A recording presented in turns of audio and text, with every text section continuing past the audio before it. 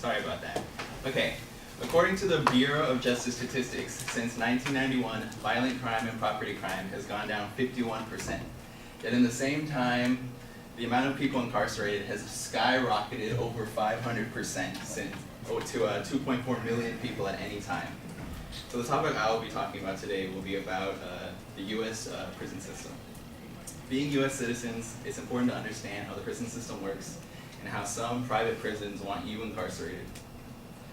And today I'll be enlightened. Okay, often in our language, prison and jails are used synonymously, but they actually aren't the same thing. So jails serve three purposes. The first one is to house people pending trial, to transfer prisoners to jails, or to house prisoners who have less than a year sentence. An interesting thing about that is that 70% of people who are in jails are actually not convicted of any crimes yet. That's over 722 people who are technically innocent until they're proven guilty, yet they're in jail. Now prisons are a completely different beast in the prison system, and most people end up here even for non-violent crimes.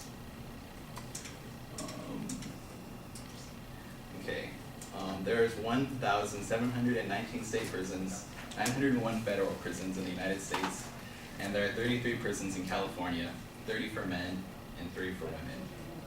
And 4 of those are owned privately by the Correction Corporation of America. And the funny thing with that is that with our California, we have a contract with them guaranteeing that we will fill their prisons to at least 90% capacity.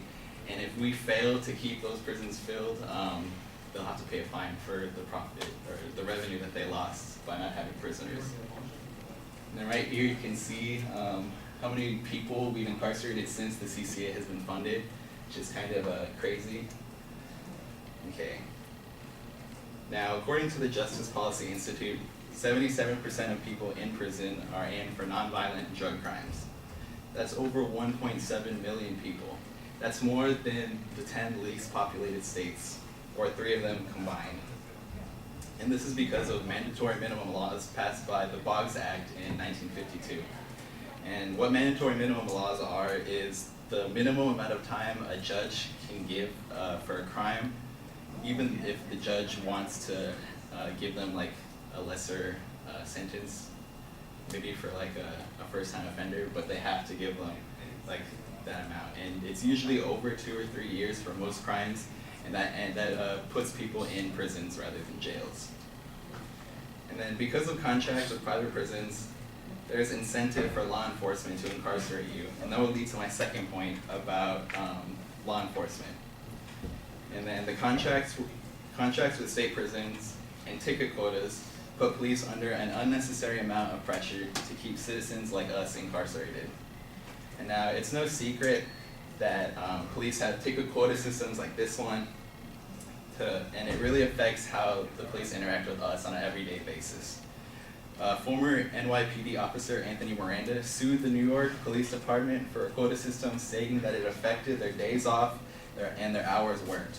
12 other officers joined him in the suit, and they ended up winning $300,000 each, and were able to continue working on the force.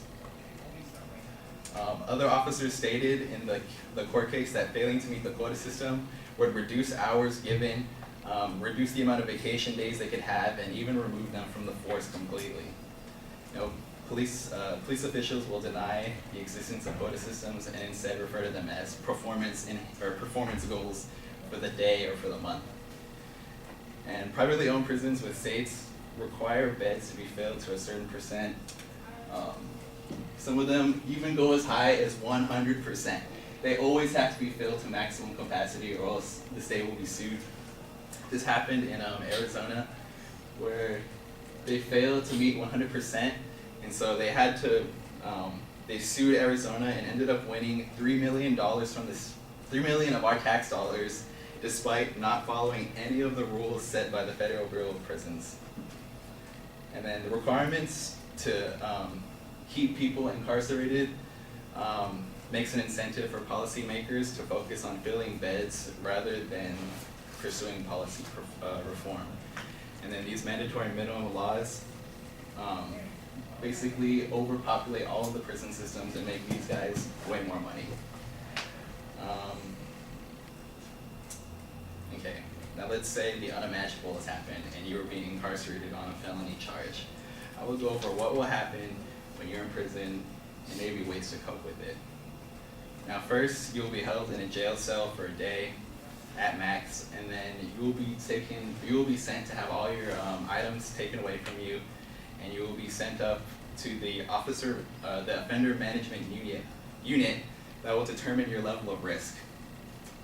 There's a category system: A, B, C, and D prisoners. The least likely to kill people and escape are D's, and the most extreme are A's. But unfortunately, due to mandatory minimum laws and the crazy amount of overpopulation, the offender management unit basically serves no purpose, because we end up housing and bunking D prison inmates with A's, and that effectively makes non-violent prisoners violent and increases the amount of time they'll have to stay for being not nice.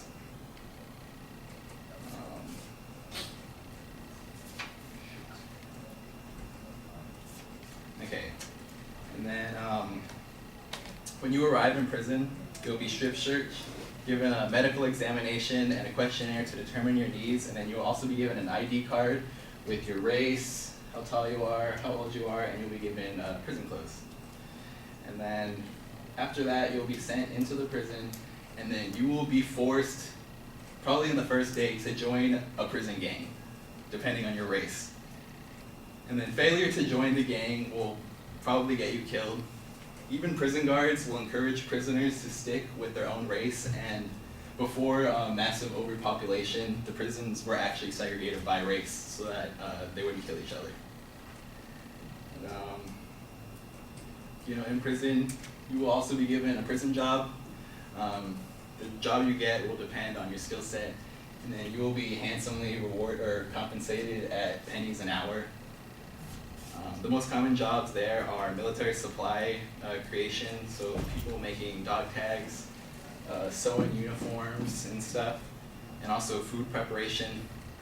And then after you get a job, you can also pursue education classes. Those are available there, but it really depends on the prison you're at. And if you're at a private prison, I highly doubt there will be any education system there because of the need to reduce costs to make more money.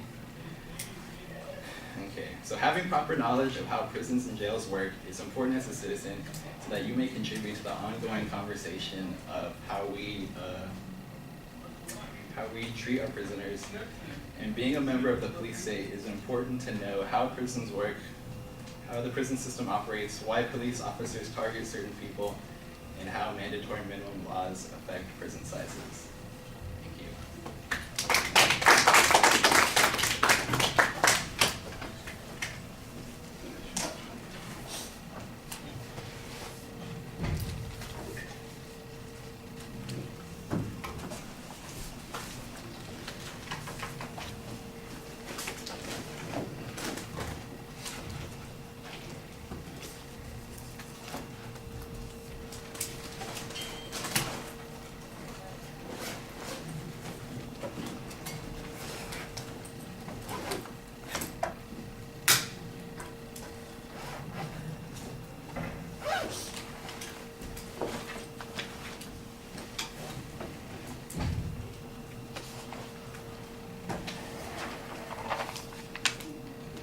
Melissa, what did you think?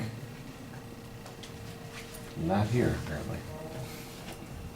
Well, that makes life a little bit easier. All right, well, I like the statistic that you had at the beginning to get our attention. The subject is pretty clear. The exact purpose of your speech, I think, is a little problematic. It's not very clearly stated, and there's no preview of what the supporting structure is going to be.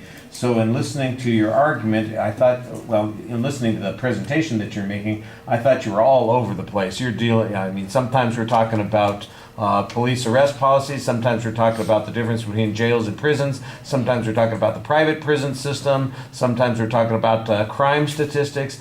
And I know it's all related in some way, but I don't know exactly what the point is going to be. And I think that you need to put it together a little bit more coherently. I didn't hear any, I heard one transition that suggested we're done with this issue and we're kind of moving in, let's spend some time talking about this issue. You needed more of that in the presentation also so that the information doesn't run together.